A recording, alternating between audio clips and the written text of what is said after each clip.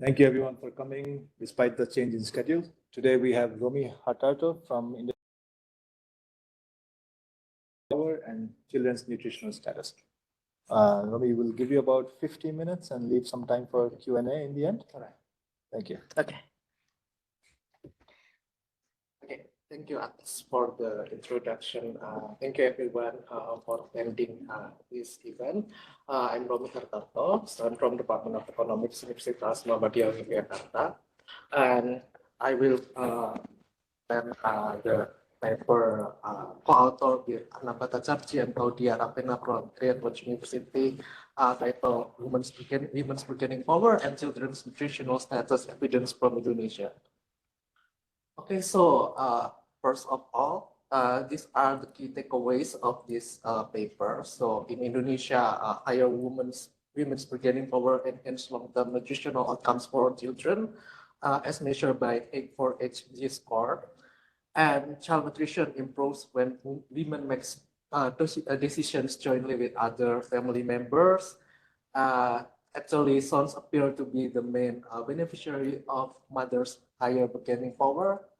And policies to increase women's agency need to consider family support and social norms.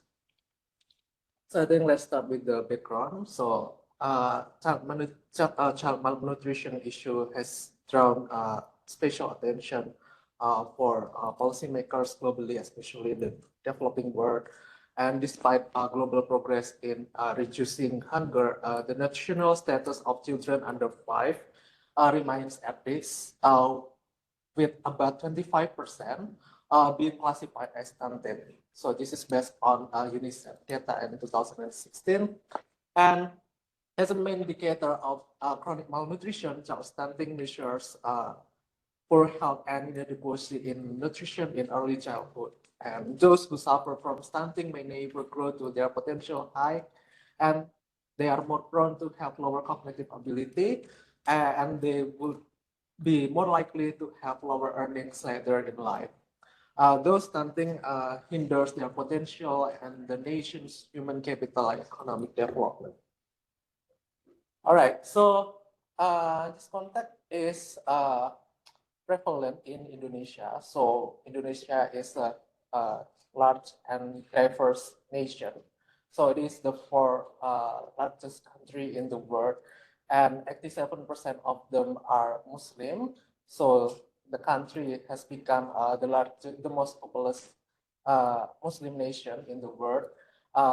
It is quite diverse because it is an archipelagic nation.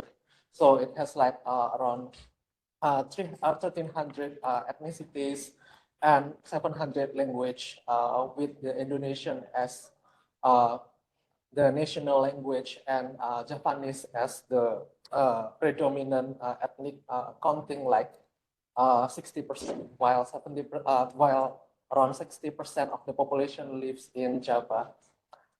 And well, despite improvements in economic growth and purchasing power of Indonesian families, the national level stunting rate has remained high during 2007 and 2013, standing at 37%. And this rate is among the 5 highest in the world and the highest in Southeast Asia. And as an emerging economy, like reducing the high rate of child stunting is crucial for the inclusive and sustained growth of this world's largest country.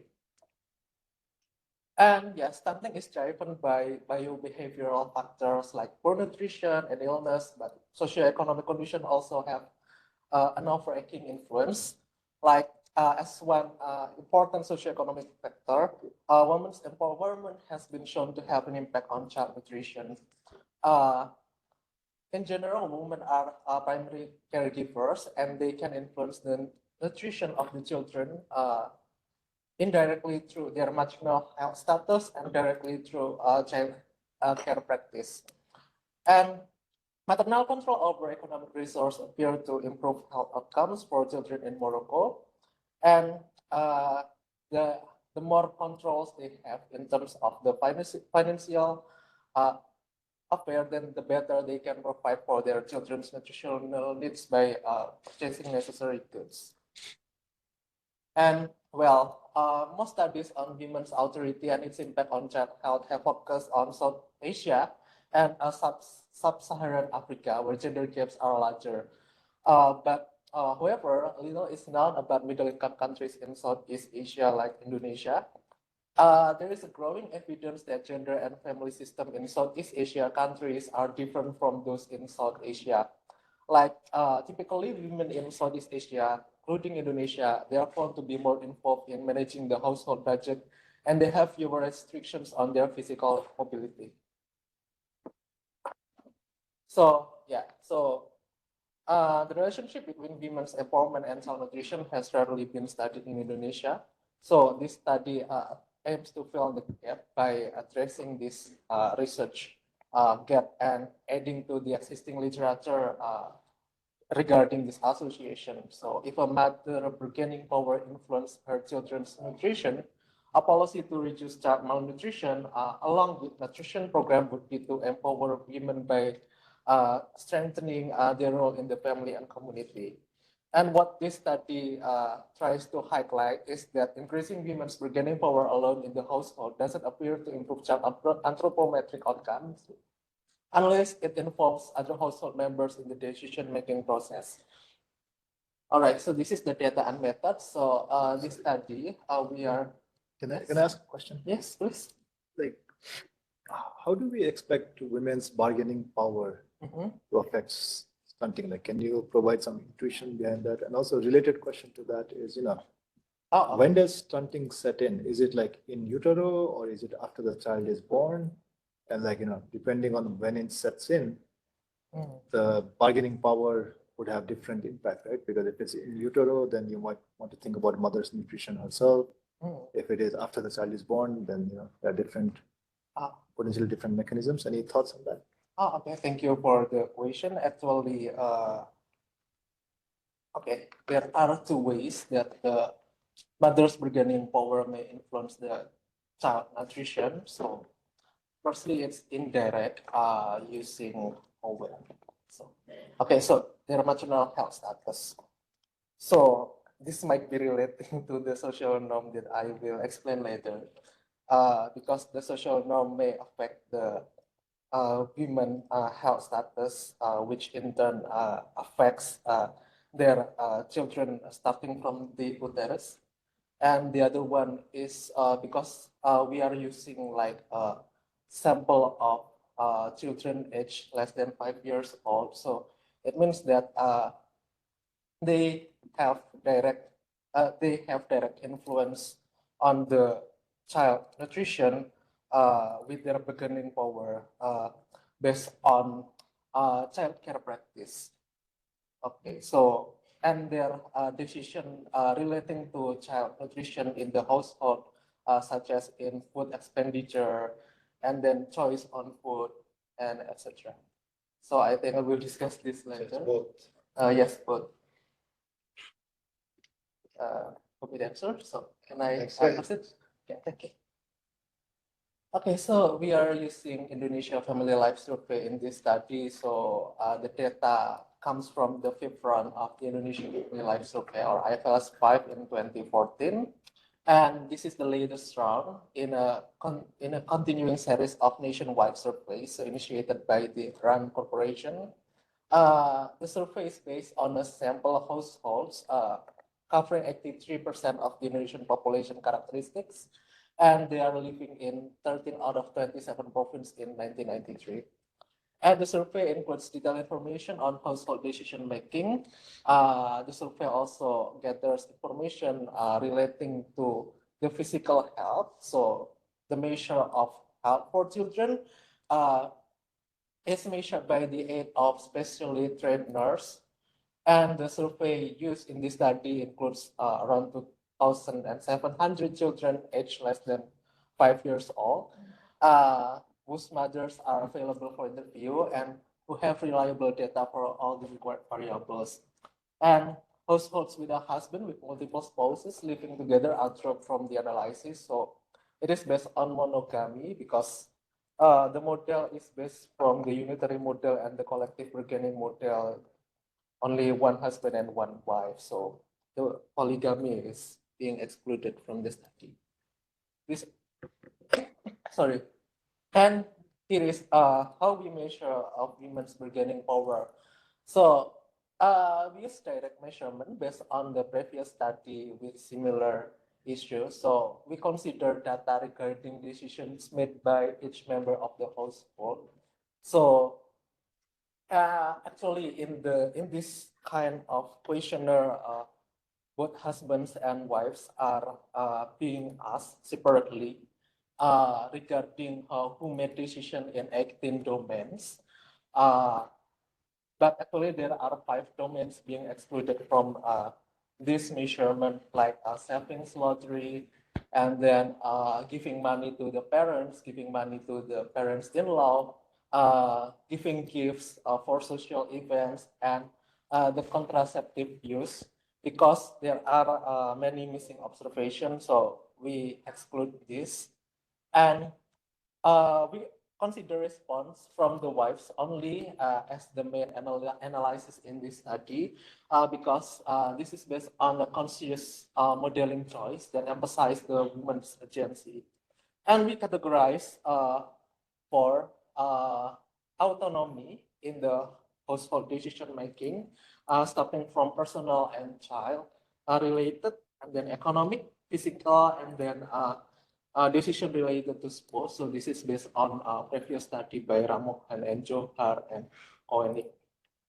And as I mentioned, there are like 18 dimensions of decision making in the household, and there were 5 excluded, so we only have 13 dimensions to construct the bargaining power here, and we categorize them based on previous study, like personal and child related includes own clothes, children's education, and children's health. Economic relating to expenditure on food, food choice, routine purchase, lunch purchase, and gift for parties. And then physical relating to the socializing time for the wives, and then labor force participation. So it is more into mobility by the wife, and then decision related to spouse, like regarding the spouse, clothes, socializing time for the husband. Yes. Last one question here. So last week, sorry, I want to talk about something that happened last week when you were not here. So last week we had a presentation here in the same seminar, which talked about how decision making does not necessarily mean agency. Yeah. And in this context, I'm thinking of agency as bargaining power.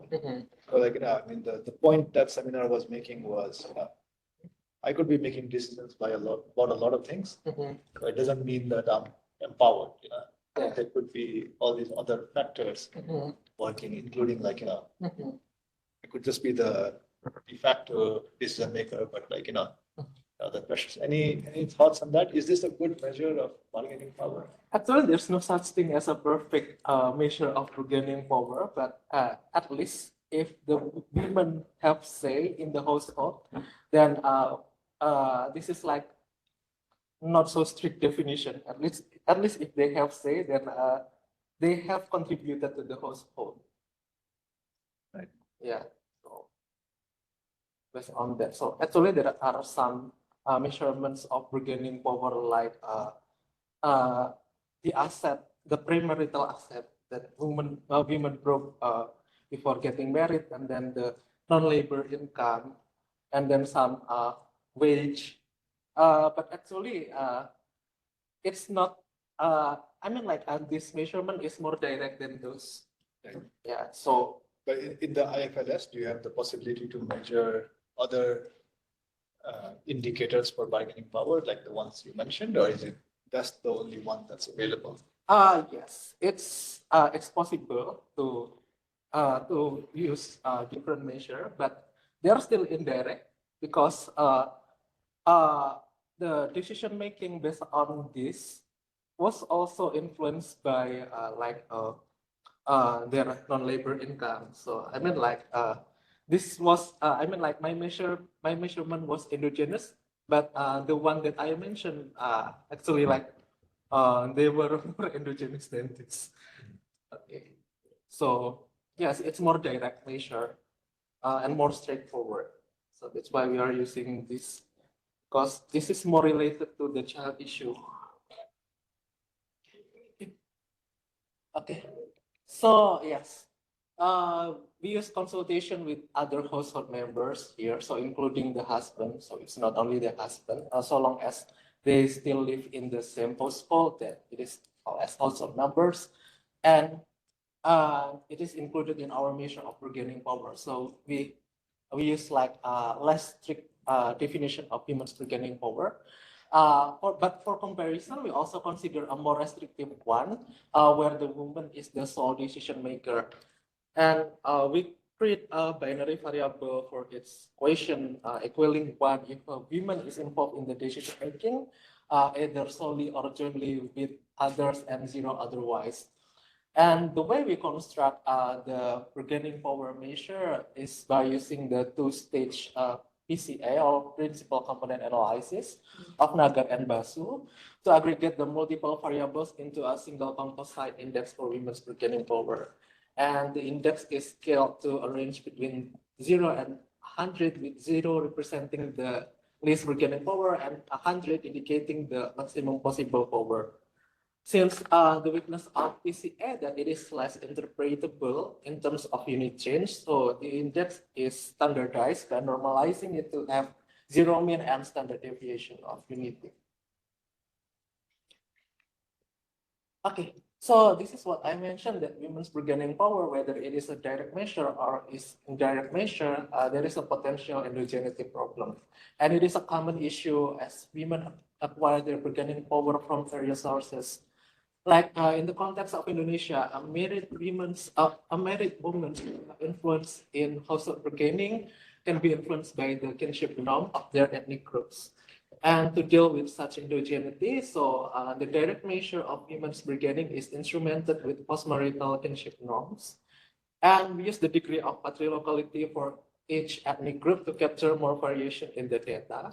And the measure of the degree of patrilocality is obtained at the ethnic group level. So this is based on an index generated by Guillemotto. So Guillemotto used data set named IPUMS to infer the degree of patrilocality for ethnicity based on postmarital residence in terms of percentage of such ethnicity living in the men's side parents after getting married. So, but we are not only using one instrument, we also use another one to achieve over identification and verify instrument validity, and it is the ratio between the mother's age and father's age. The rationale is that age confers authority in many cultures where an elderly person is respected, especially in the Asian context. So if the woman or wife is relatively younger than husband, then she's likely to have less bargaining power. Besides, age also confers experience in life. So yeah. Sorry, 1 second. I'm trying to understand what is the endogeneity concern here, right? Yeah. Your endogeneity concern is that in households where there are stunted children, women might have less bargaining power, or that, in households where, children are stunted, people might increase women's bargaining power to overcome the stunting problem, right? Then do these instruments really sort of satisfy the exclusion restriction? Because, post-marital kinship norms, they affect bargaining power, but then they probably affect stunting outcomes the same way, with the same sort of concept, theory that bargaining power affects stunting, right? Yeah, actually, but I will show you later whether these instruments already satisfy the validity and relevance. Yes, the postmarital kinship norm may affect the child nutrition, but the channel has to be through the women's bargaining power first. So it's not direct influence from postmarital norm toward the child nutrition. Right, but then it also has to satisfy the exclusion restriction that it's Yes. only through bargaining power, Yeah. nothing, no other. Yeah. I think there's another question. Sorry, I was just going to respond. I think the indigeneity comes with like, if women with lower bargaining power comes from, or is associated, let's say, with lower socioeconomic status, and then socioeconomic status is associated with the nutritional outcomes, then that's the indigeneity. But, OBB, so the first instrument, I think, helps with that because like it's, it is, there are some areas in Indonesia that are, or tribes in Indonesia that are more matriarchal compared to patriarchal, and then so you can use this variation to say that women have larger bargaining power in certain areas compared to others. But then the second one, I think that it's still, I think your concern is somewhat more valid with the second one because with like, let's say a woman who marries younger, much younger than the husband is usually coming from like lower socioeconomic background, and maybe that's correlated with the nutritional outcomes. Yeah. but it will also be correlated with like, if the woman is younger, she might not have the right educational knowledge to affect nutrition. Exactly. And the differences between the groups, they're also related anyway with their socioeconomic standards, like groups which are country locality or country locality is just on an average, they don't look so different in terms of social, like for that argument you were just making, in terms of thinking about groups which might practice one or the other form, there are no consistent differences in terms of the socioeconomic standing per se. I don't think so because it's like certain areas, like for example in the West Sumatra area is where you have like this matriarchal society, and then most of the other areas are less. Yeah. And you probably can see from the data that the difference is not really different, right? Like between like the matriarchal society and the patriarchal society. And I think the first instrument has been used quite a bit in the literature. Yeah. And yes, like just adding that majority of the, I mean like not majority, like because people in Indonesia are having like Japanese ethnicity, then the marital pattern is like ambilocal rather than patriarchal and matriarchal. So it's like in between. So that's why I'm using the measurement by Gumoto back then. So just to see. Okay, so how we measure of child stunting? So this is based on a standard measure of stunting using a Z-score of A4H or AAZ. And why stunting? Because it indicates long-term health and nutritional deprivation. And it is calculated based on children from a diverse selection of countries in the 2006 World Health Organization reference population. And that's how it is measured. So a Z-score indicates by how many standard deviation for child heights deviates from the median child's age of similar age and gender in the reference population of all well-nourished children in 5 countries. And a Z-score of 0 indicates the median of the reference population. And Z-score smaller than -2 are considered an indicator of stunting. And all computed Z-score in this study are within the range of -6 and 6, which the WHO suggests is a plausible range. And this is the econometric specification. So as a starting model, we use OLS. Okay? And because there are 2 or more children living in the same home with similar biological parents, so the OLS equation is estimated by allowing for cluster standard error within the household. And we include control variable here such as child attributes, parental factors, household and location characteristics. And we use IV and adopt a 2-stage least square regression to deal with the potential endogeneity of the bargaining power measure as mentioned before. And there are 2 instruments, the degree of patriarchality of women's ethnic group and the relative age between mother and father. So it's the ratio between mother's age and father's age in terms of percentage. And because the estimates involve multiple children from the same household, so we also use cluster standard error in the IV estimation to account for potential dependence between observations, because the analysis is at a child level. Okay, so this is the results and discussion. So we distinguish the summary statistic into joint and sole.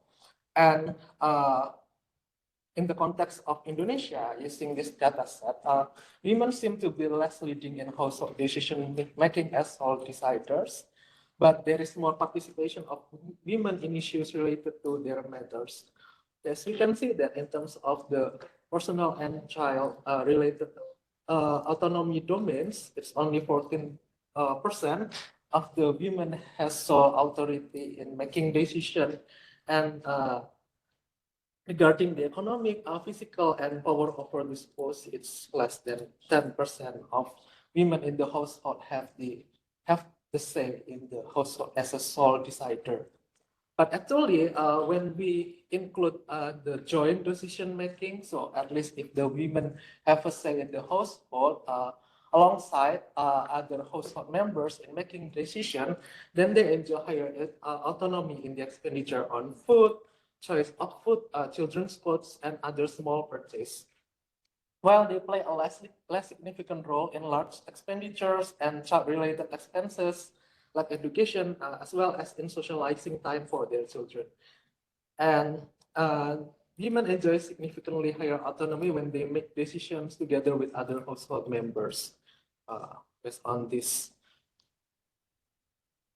Okay, so using an index constructed in PCA, sorry, this is very small. The sample mean of women's bargaining power is 78.3 for decisions taken jointly with other household members. And the PCA index of women's bargaining power is lower when they are the sole decider, which is 38.1 in average. So here joint means that they are, so from the same variables, if it's them and someone else, that's joint. Yeah. If it's only them, that's sole. Yeah. So joint is like or sole is a subset of joint. Actually, so if woman is the only one who makes decision in the household, so no other included. So the decision making is solely based on the mother. Right. But joint, we allow others alongside the woman. The woman has to be there. Yes. So that's why it's higher. All right, so this is the empirical results. So we started with the OS estimation without an aggregation measure of bargaining power. So yes, it seems like in the sole, when the woman act as a sole decider, none of the decision-making variables seems to be statistically associated with child nutrition. But for the model with the joint decision-making show that there are 3 domains with significant association with child nutrition. As we can see, like regarding expenditure on food, large purchase, and children's education. Yes, it has a positive association when women has a say in the joint decision making regarding expenditure in food, but when women has a say in the children's education and large purchase, then has a negative association with the child nutrition, but is still in the OLS. And the reason may be explained because they are typically costly. And yes, we find a positive and significant effect on the child for HC score when mothers participate in the decision making for expenditure. Okay, so now we are moving to the OLS and IV to SLS estimation when the index of bargaining power was aggregated. So yes, we joint and sole, so we compare the results together. Okay, sorry if it is too small. Okay, so the OLS estimate suggests that the statistical association between women's bargaining power and child nutrition is not statistically significant, both in joint and sole model, and no statistically significant effect was also found in the IV to SLS estimation when women were the sole decider, and When IV to SLS is applied to child nutrition estimation for the joint decision-making model, the women's bargaining power measure becomes statistically significant at the 5% level. For one standard deviation increase in women's bargaining power, then the HEC score of the children increases by 0.5 standard deviation. And this result supports previous findings in other developing countries like in rural India and in rural Nigeria. And women's empowerment will improve children's health outcomes so long as women make decisions jointly with others, over acting as an autonomous decision maker. Yeah. And again, can you elaborate on the last part? I'm not sure about the logic behind it. Okay, so actually, because when women act as a sole decider, then higher bargaining power of them doesn't have any statistical association with the child H4HC score. But when the woman make a joint decision with other household members, then it has a positive association with child nutrition. And that's a statement of fact. I'm just asking you what is the intuition, or what should you expect? You would have thought that even when I have a joint say, if I can have positive effects on my child's health, because supposedly the idea would be that women are making better informed or better decisions for the children. If I have more power over my decisions, rather than having to negotiate and bargain, why is the effect even more positive? Is what I'm trying to understand. Okay. So thank you for your comment. So I understand your point.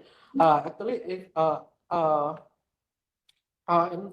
think the intuition lies on the lack of knowledge of women regarding the child nutrition. So because the joint decision making is not only involving the husband but also other household members like mother-in-law and their mother, so they may better knowledge than the women. So it has a positive association with the child nutrition. So they get the knowledge after having consultation with other members, relating how to nurturing their children. Because it's quite common in Indonesia to make decision not only by herself but also involving other members. Yeah. Okay. Yeah.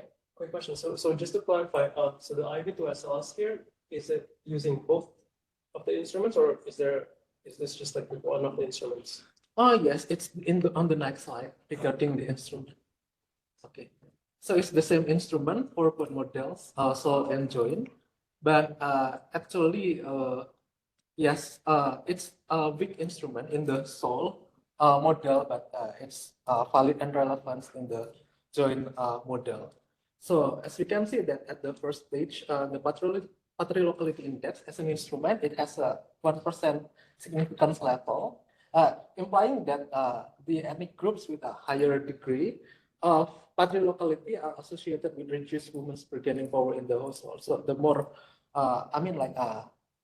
battery locality has negative association with the women's decision making in the household. And the women of higher age relative to their husband enjoy more bargaining power in decision making. Both are at the 1% level of significance in the joint model, but not in the sole model. And in terms of the endogeneity, like it is verified that women's bargaining power is endogenous, and it is valid and relevant as instruments based on the excluded instruments and SNG statistic. And there is substantial endogeneity here in bargaining power, and all the instrumental variables equally account for this issue. So the second column, I guess, under joint, so IV to SLS. So that model uses both paternal locality index as well as the relative age of spouse. Yes. Parents as so both of the instruments are included. Yes. Is there a version where you can only input the first instrument? No. So yes, only two. It used to be three, but the other one was dropped based on the suggestion of the reviewer. Why do you need more than one? I added one, so it is regarding the women's knowledge of financial institution.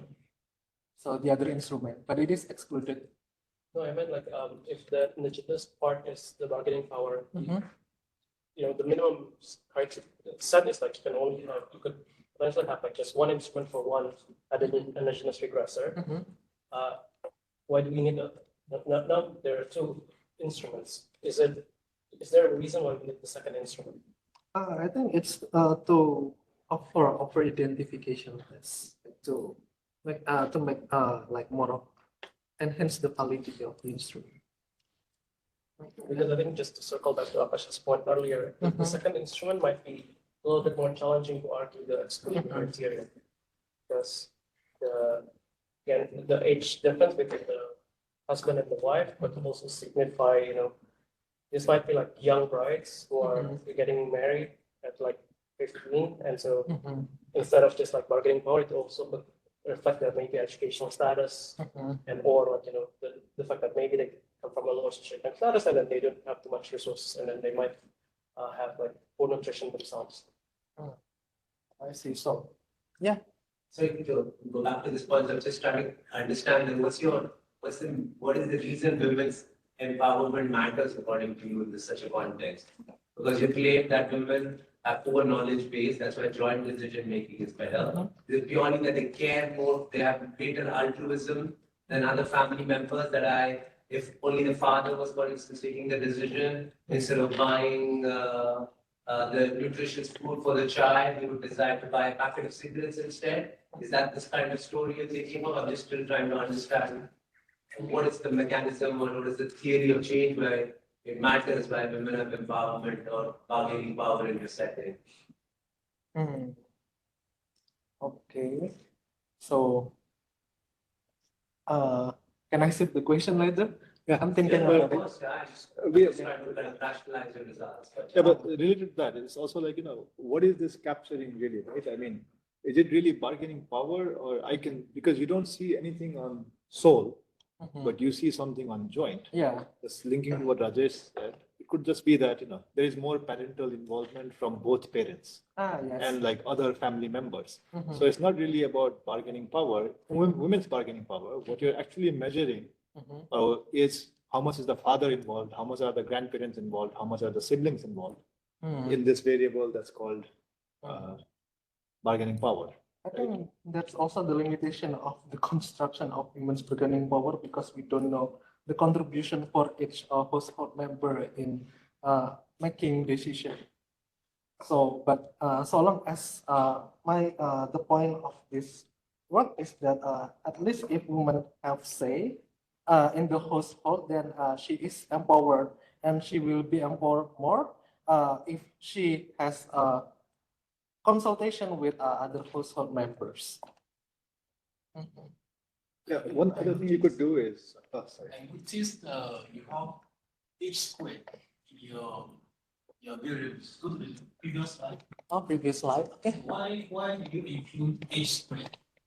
Oh, it's square. H. You have H Yes, it's H for of the children.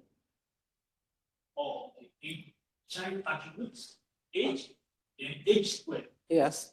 H squared for the H. H square for the H. Yes. That will be multipolarity there. Because we would like to see that because the relationship between H and head for H score is not linear, right? So there must be like a turning point. Like it seems like there is a negative result on H, but a positive result on H square. So this may indicate that as the children grow older, then their height for HD score is lower, but it's not linear. It could be at certain point where there is a turning point, like from a negative relationship to a positive one. So that's why. So it's quadratic actually, quadratic relationship between H and height for HD score. one thing you could do to address some of the comments that are coming here is you look at joint and soul. You could also look at another two columns where the woman is not involved. All decisions are made by someone else, right? Because then that gets to some of these questions about. So if you don't see an impact there, then yes, it is something about joint decision making that really leads to better increases in height for age. Mhm. But if you see that, if it's non-woman, non-mother, all the decisions are being made by Mhm. person who's not the mother, Mhm. and you still see a positive impact, then maybe it's something else that's playing out, right? Yeah. think it's better also to include the correlation matrix. Oh, the But the correlation. correlation matrix, it Oh. actually tell you to know which of the variable is actually almost similar. If two variables are highly correlated, let's say 0.89, it means you can only use one. Mhm. It improves even the efficiency, the reliability of your regression. Did you do correlation? Oh, no. I should have done. Yeah. But I think To it's, actually help you to determine which variables to include in the regression. okay. Better still, BMF. Mhm. Because I know when you include age and age squared, unless if it is based on theory, Mhm. then that's a strong reason. But if it's just experimenting, Mhm. then you check the correlation to be very high. Because age appears in h squared, Mhm. x2, x squared 4. Of course, when you regress it, you reading. In these specifications, it's standard practice Yeah. to do age and age squared to capture precisely the non-linear effects, right? So basically, it's the same thing as in the Mincerian regression of wage on education and experience. You add experience squared because your wage profile is not a constant slope. It decreases with age, right? So I don't have a, I don't have, I don't know why this is not counted as multicollinear. That's a good question, Mhm. but it is standard practice. Maybe someone knows why it is not called multicollinear. Yeah. Because sweat can be included, but sometimes it can be highly correlated. And from the implementation point of view, when they suspect multicollinearity, it's an issue of reliability.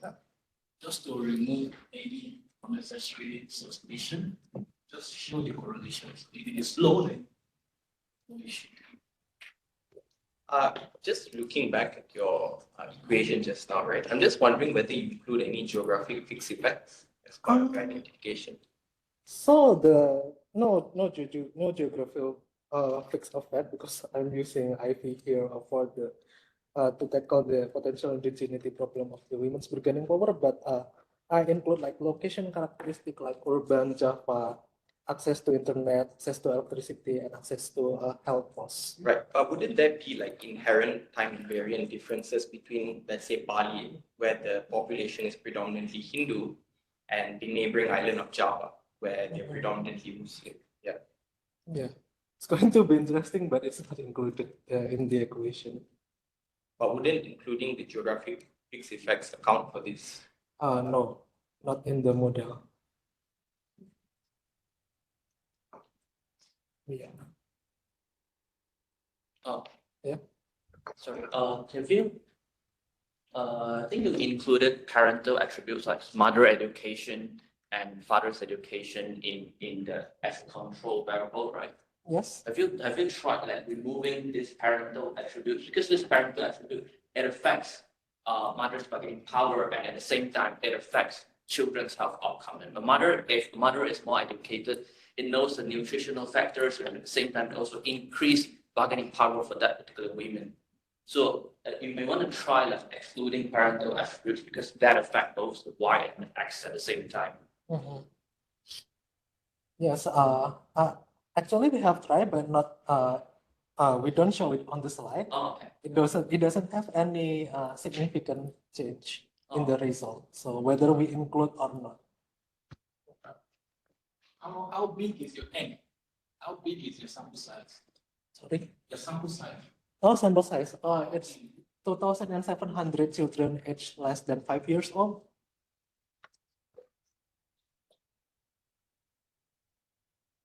Yeah.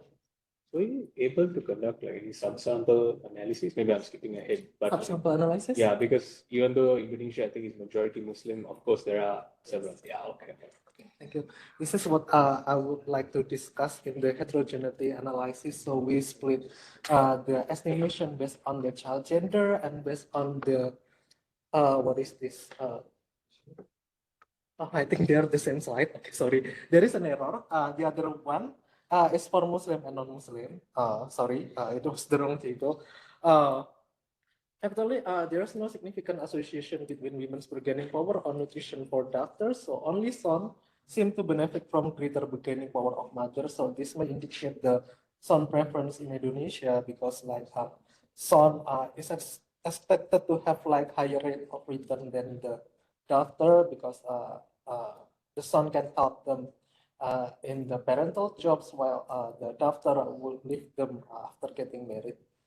And women's bargaining power also improves child health outcomes in Muslim households at a 10% significance level. Sorry, it is not shown in the tables.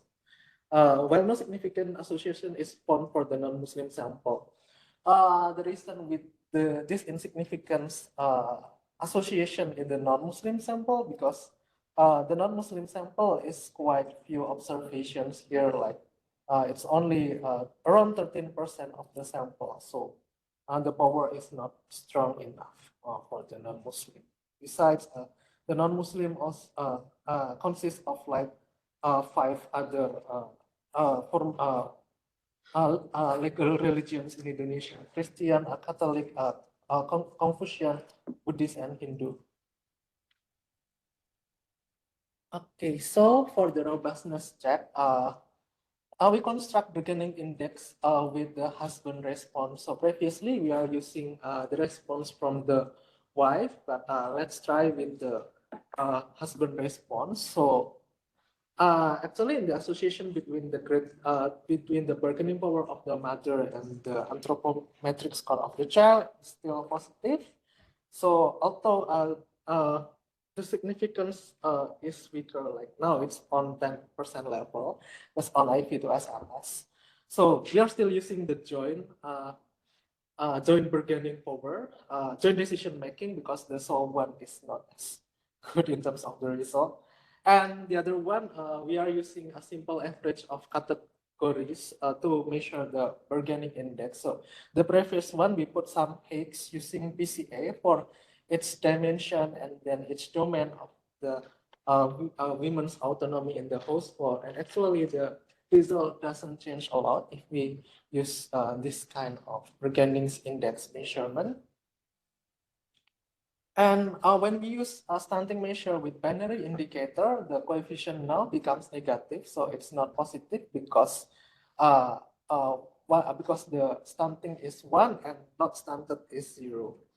And yes, the results are qualitatively similar, like the higher bargaining power of the woman is related with the negative, is related to lower prevalence of child stunted in the household. And we are using, and the instruments are still valid and relevant based on these statistics. Just a question. Yeah. The time that we dimension, is it one year or 2 years? Oh, this one. So we are using cross-sectional data based on the latest FLS5 data set in 2014. Can I ask one more thing, Kid? Yeah. When you look across comparing, say, the OLS and the IB estimates, no? Some of my intuition was, if anything, you have an upward bias, right? Women who have higher bargaining power are better endowed with resources, with education, with whatever. So if anything, you're kind of overestimating the effect of bargaining power on child health outcomes. So that if you would do the IB, basically your OLS should be an upper bound and IB should be kind of moving it down. But from whatever, and maybe I've looked at it wrongly, but from my big class, because it's hard to read, always seems that your IB estimates are much larger than your OLS estimates. And isn't that kind of strange relative to the kind of endogeneity your instrument is trying to account for? Okay, so well, let's see. Yes, the estimation of the IV is higher than OLS in terms of coefficient. So I just noticed it actually. But let's see.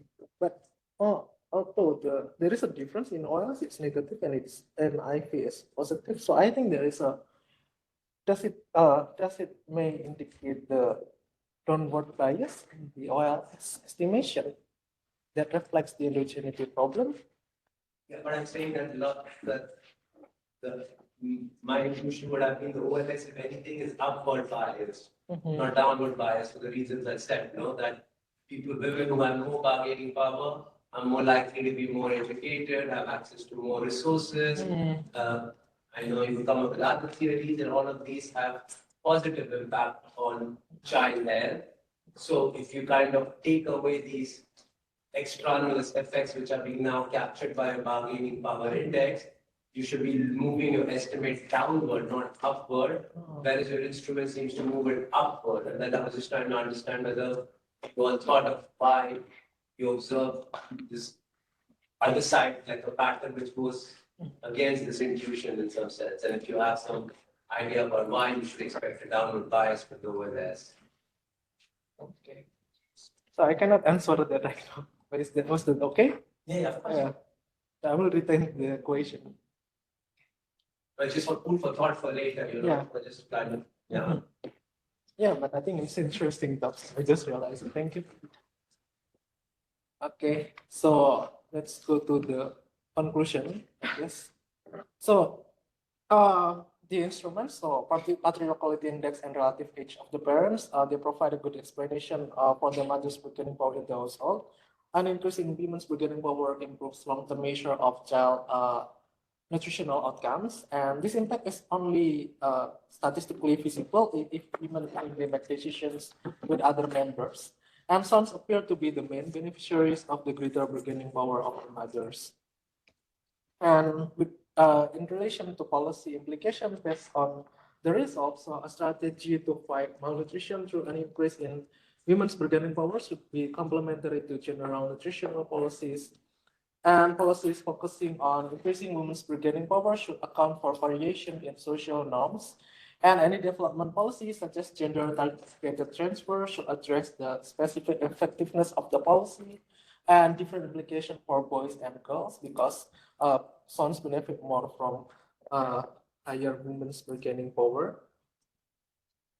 And regarding the limitations, so this work doesn't account for how a change in a woman's bargaining power influence child nutrition over time, because we are only using one period of time. And the data doesn't allow us to explore in detail the degree of contribution of each household member to child nutrition. So, and consideration of short-term health outcomes such as wasting is also written for further research to address. So I think thank you. That's all.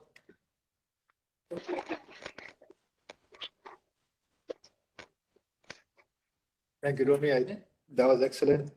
Thank you for Still that. have 5 minutes. We have 5 minutes for Question? any more questions. This study is actually interesting, but it will be much more easier if we can extend in future, we can get 2-3 years data. 2-3 years, we can repeat that studies, so I can have time dimension to it. Then you can better address indigeneity without relying on the external instrument. When you use external instrument, all the questions that are still come up. Is it reliable? Does it really address the question? There are other advanced methods that relies on internal instrument. The internal instrument can actually is proven to be reliable and can also be checked using the NCJ test that you used. So it resolves whenever you use external instrument, it cannot 100% track what you are trying to measure. What is it? Perfect, not perfect.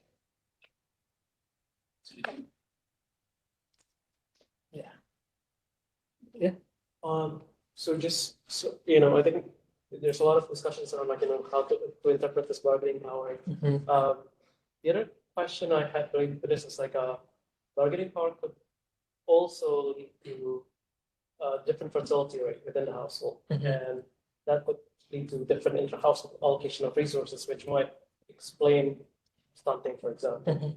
How do we parse out this effects. So can you repeat your question? Yeah, so with lower bargaining power, it could also lead to households having larger number of kids. And because of that, there's limited resources within the household to be distributed with more kids. And so that would lead to the stunting instead of the bargaining power itself.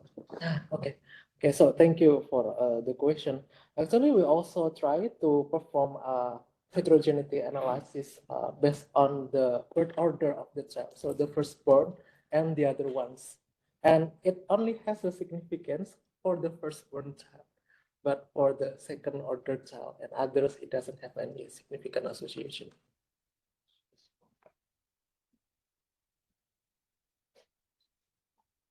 Yeah, I'm not sure whether that fully addresses the problem of like competition of resources within the household. Yeah.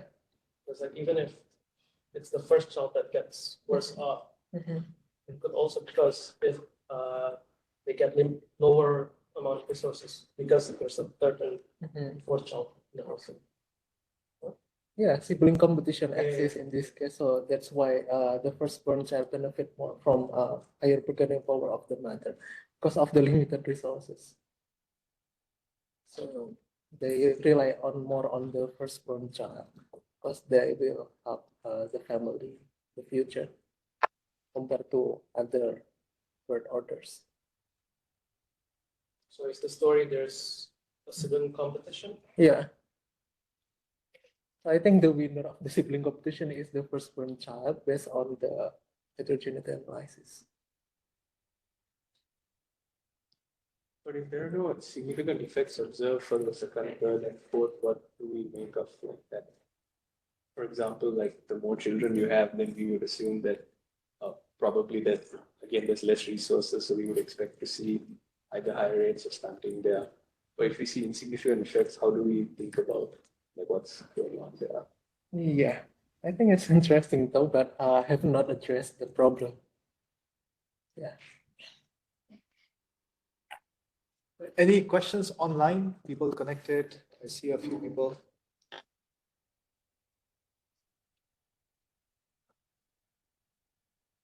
Going once. Sriram, please go ahead.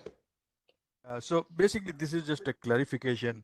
I think there was one guy who said that age and age squared, of course, there's going to be collinearity, and the collinearity is going to be more than sometimes more than 0.9. So there is a way out of it. And I think there are a couple of papers which actually basically estimates a hump shape relationship which can avoid this. One paper is by Paul and Das Gupta, 89. And there is another paper by King and Dix, 1982. So I think the person who asked, who had that clarification that age and age square, right? I think that if you want to avoid that, although in the literature mostly it is taken for granted, but if you really see, there is going to be collinearity. So you can avoid that by modeling a hump-shaped relationship and avoiding. You can avoid that.